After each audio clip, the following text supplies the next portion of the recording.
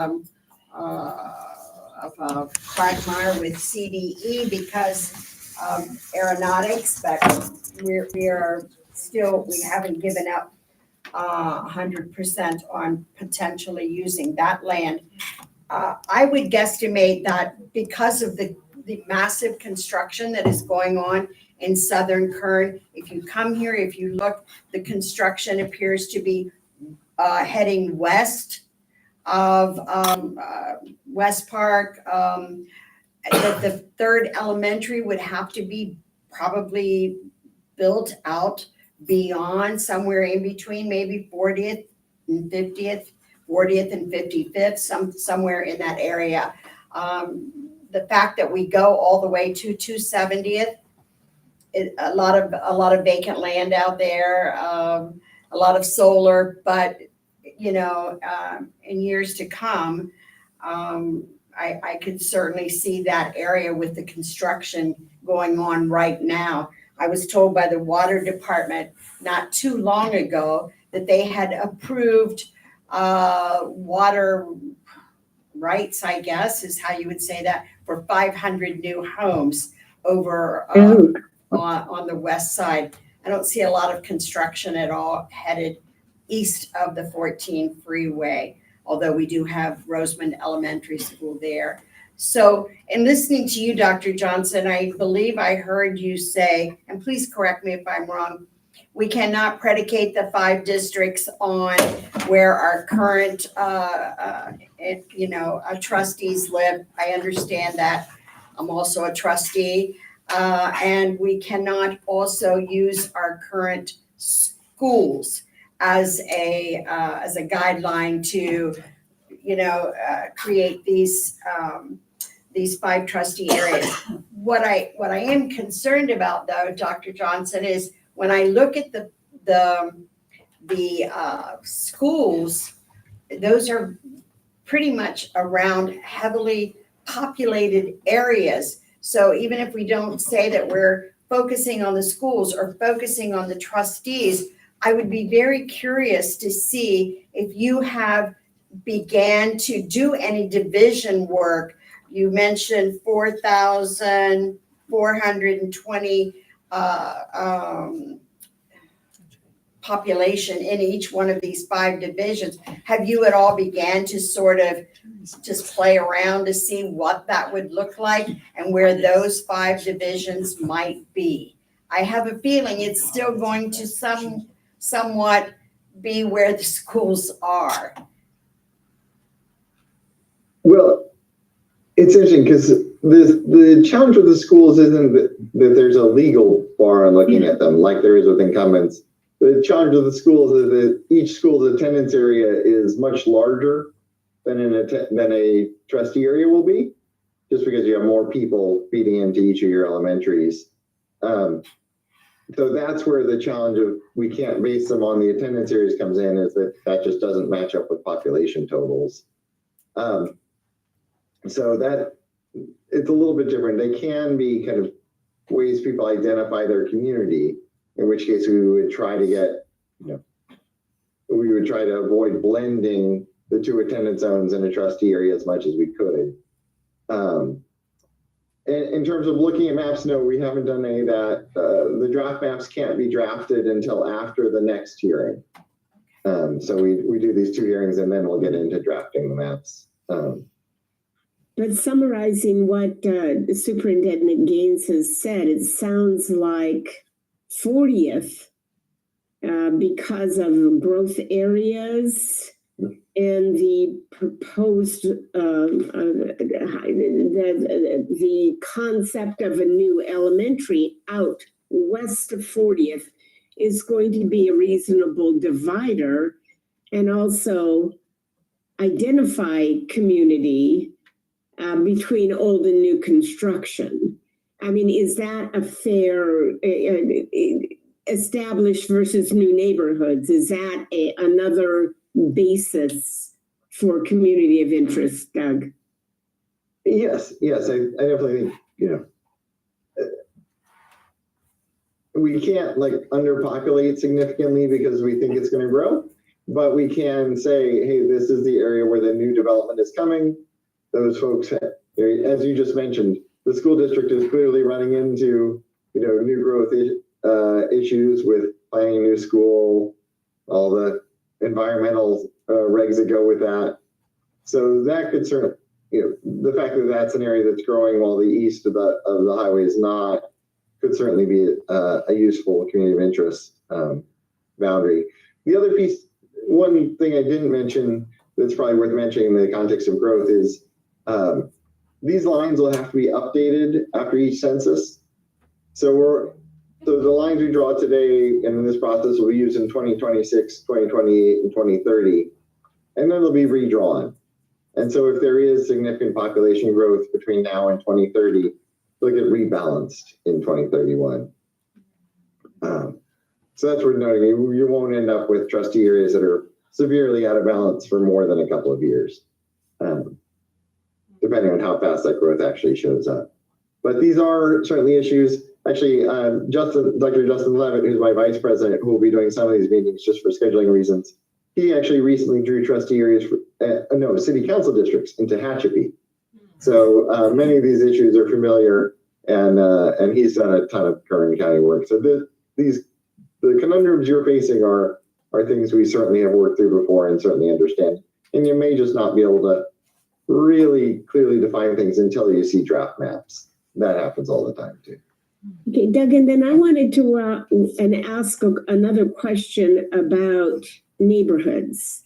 We've talked about communities of interest, but Rosamond, the school district and the community is small. I mean, the school district is huge, but the community is all one. It's not like a large city where there are identifiable areas. I just got through working in San Jose, and everybody knows where Alum Rock is, and everybody knows where Evergreen is.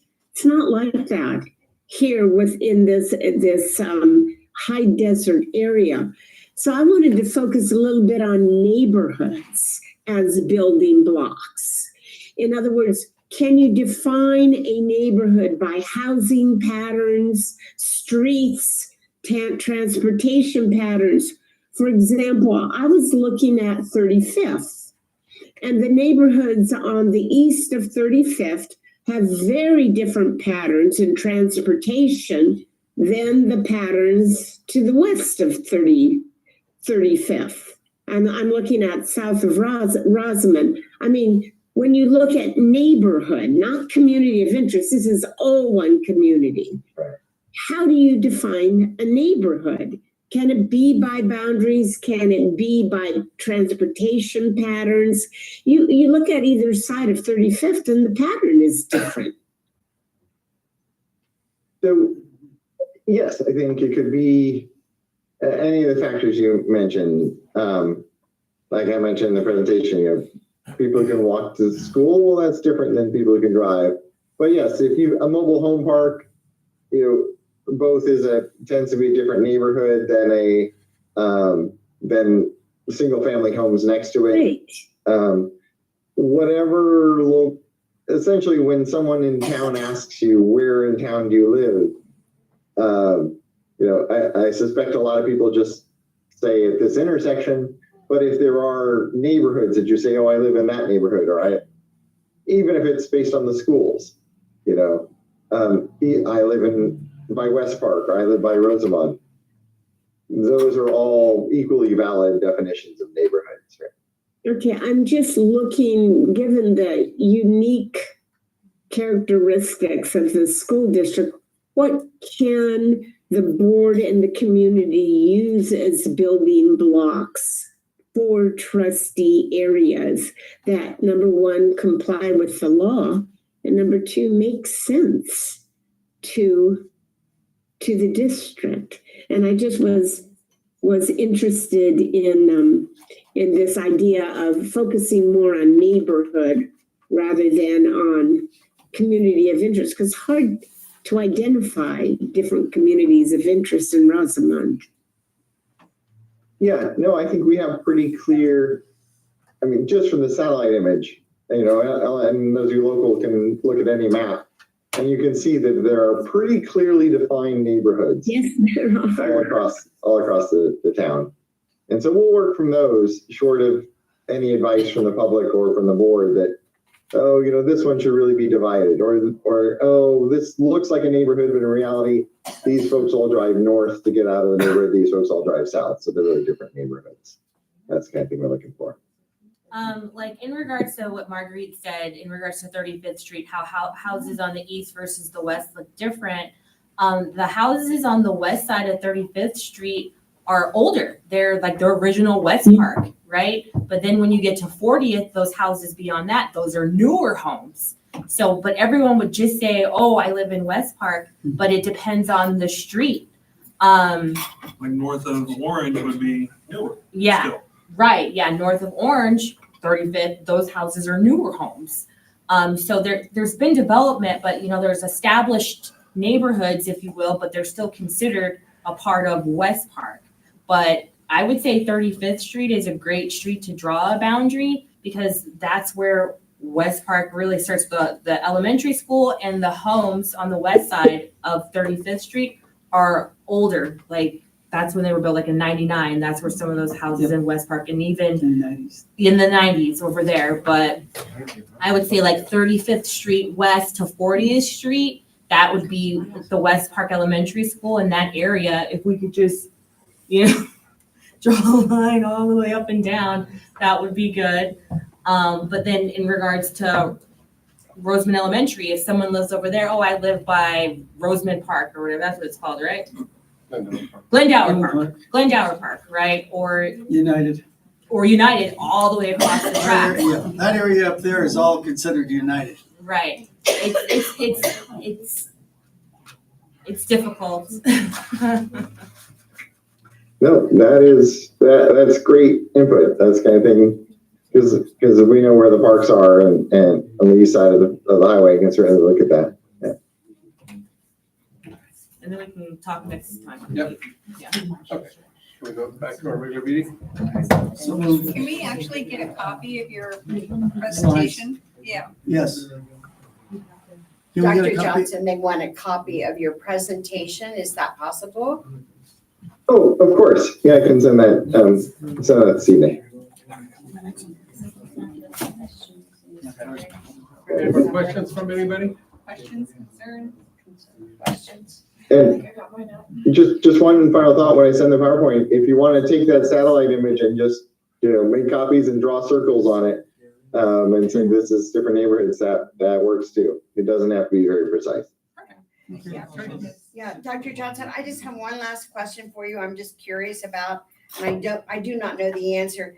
And hopefully you will be able to tell me, what is the population of Rosemont east of the 14 freeway? I looked at that once before. Let me grab it real quick here.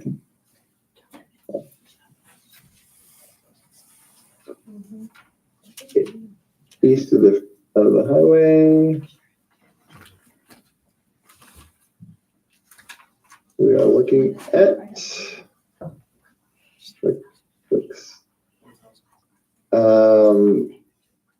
9,500. Oh, so a little, almost 2 districts. Yep. East of the freeway. Yeah. Interesting.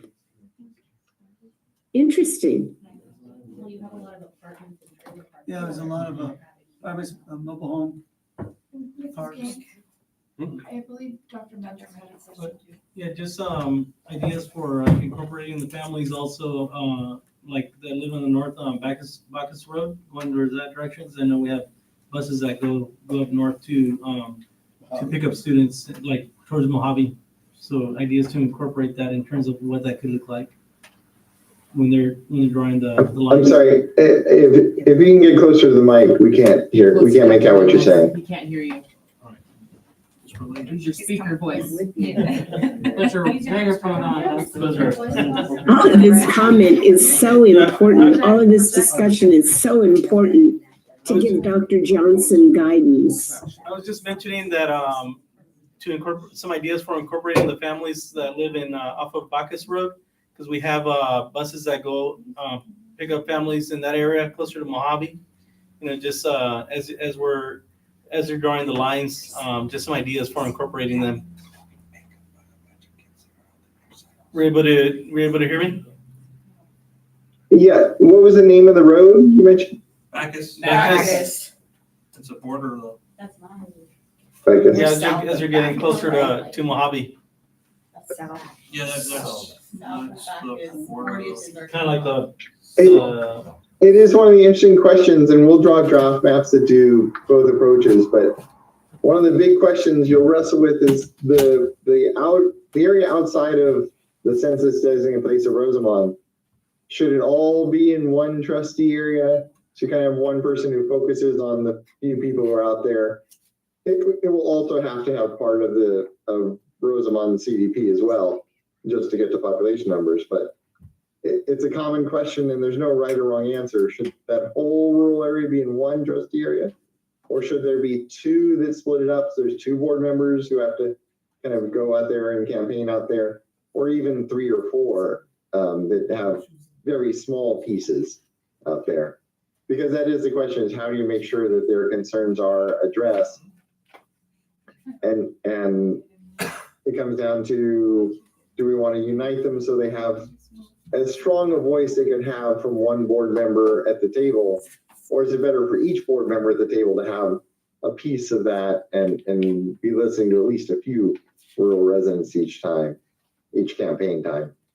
And again, there's no right or wrong answer, so we'll present a couple of options to you to look at how to handle that. Thank you. I think the biggest one is where you don't have any representation possibly in those trustee areas. So that's kind of my biggest focus in here about doing all this for our community, is not having somebody want to do it. And you can't force anyone to be a public office. You know, you can ask them to, but you can't force anyone. And then those people just go unrepresented, and it kind of sucks. Yeah. Yeah. I don't really see this being an issue in Rosamond, where it's such a small community relative to a lot of places we usually do this. But one of my common speeches at the end is, avoid the candidate who says, I'm going to fight for trustee area 1, because you don't want that kind of focus. And then, of course, all the other trustees have to fight for their trustee area, and it all falls apart. So it is a challenge to find people to run and to vote for people who still care about the whole school district, even when the election is only in their trustee area. I do have one question on you're talking about on the east side with 95. Where's the boundaries stop on the east side, the north and the south? Because I live in that area and I'm looking at 95. There's might be pockets up around Bacchus. And I used to work in real estate, so I know pretty much where they're at.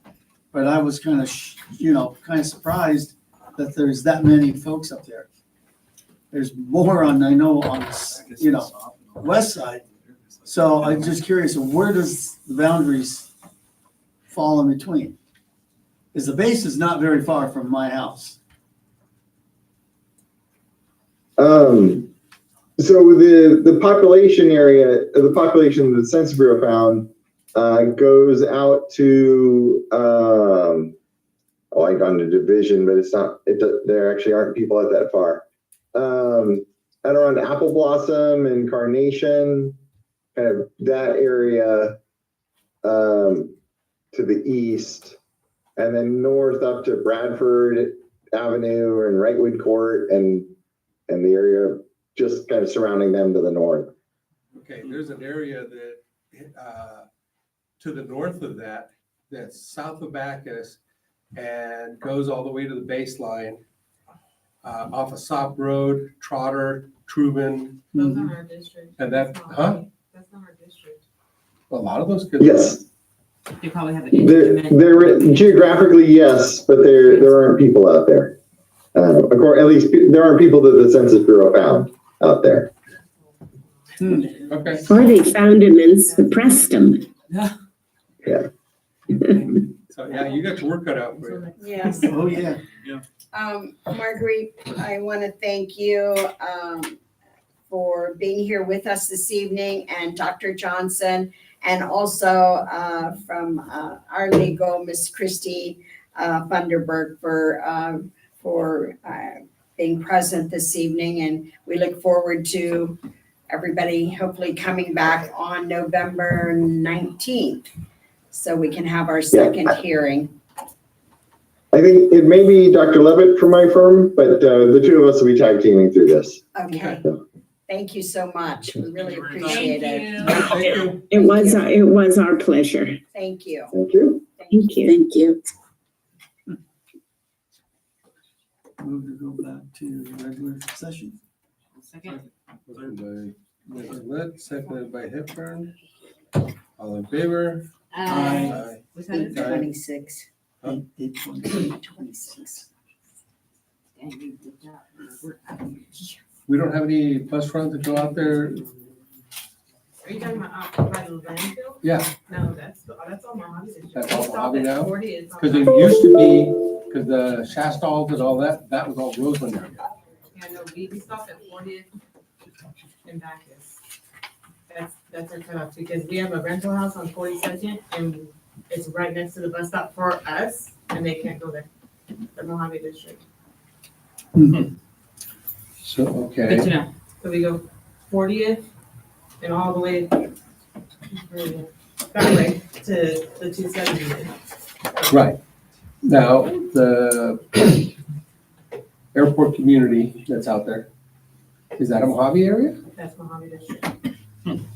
Oh, that's right by the freeway? Yeah. Yeah, that's all Mojave District. Was it by Cameron And Ranch? their one bus stop is right there off of the freeway.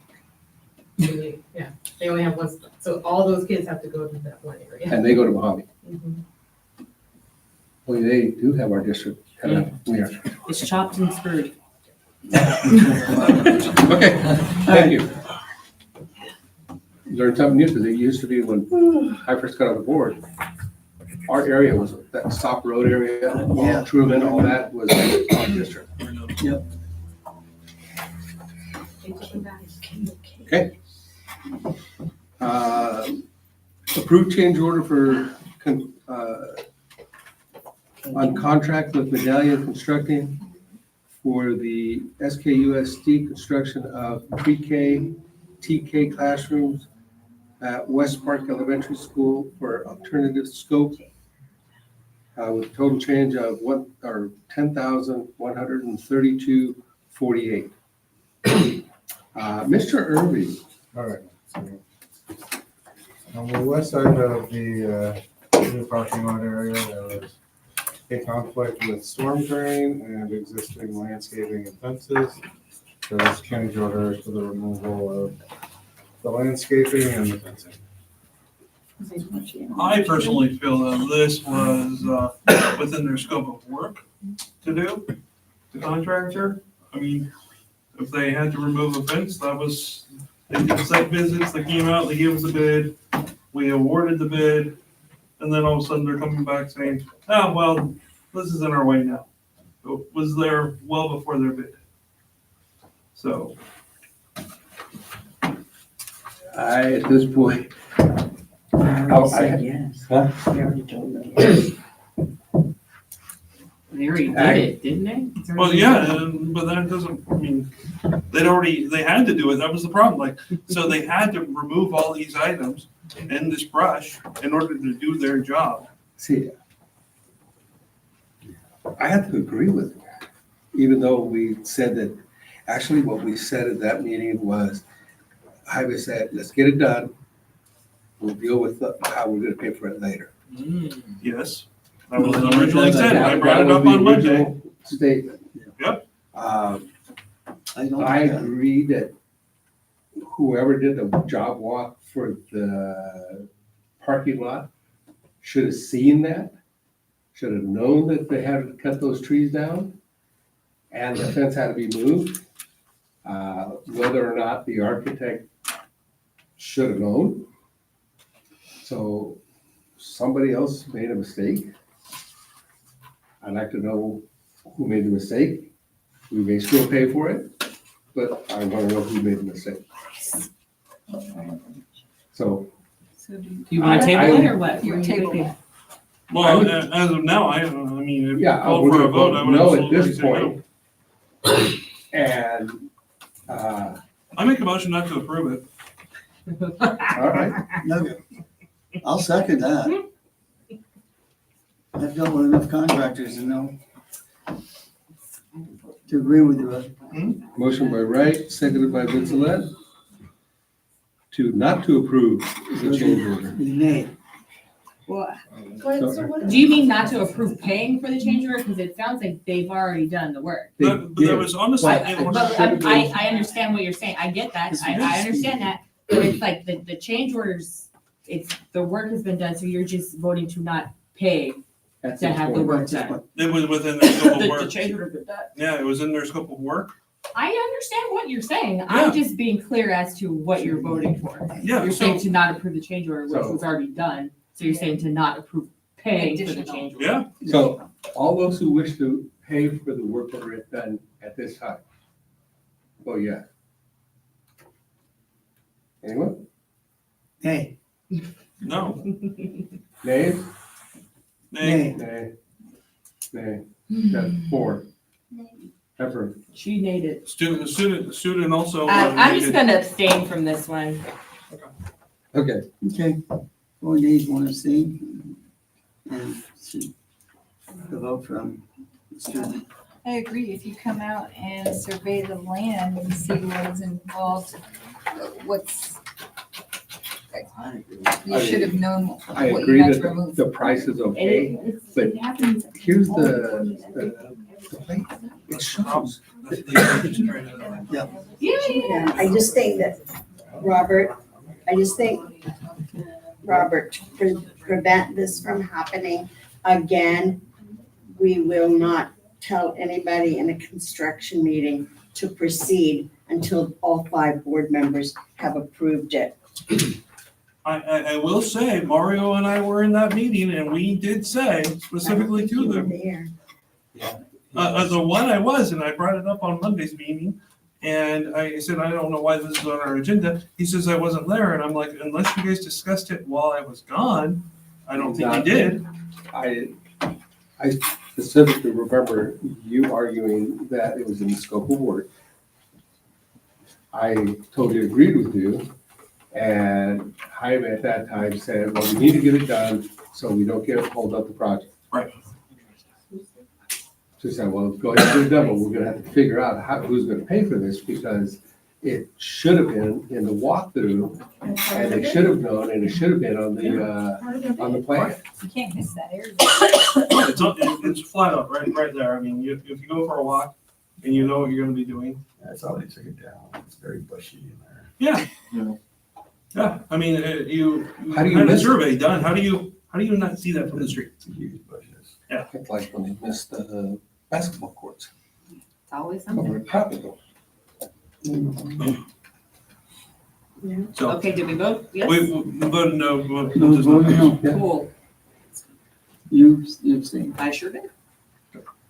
You got it. Next.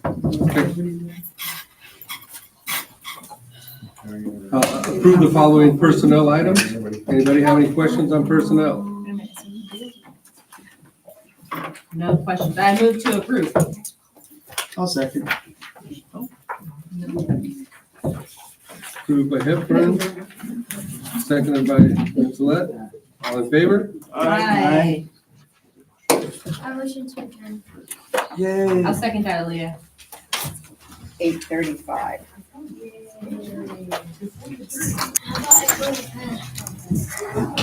I know, poor guy, he's tired. All in favor? Aye. Let him go to sleep.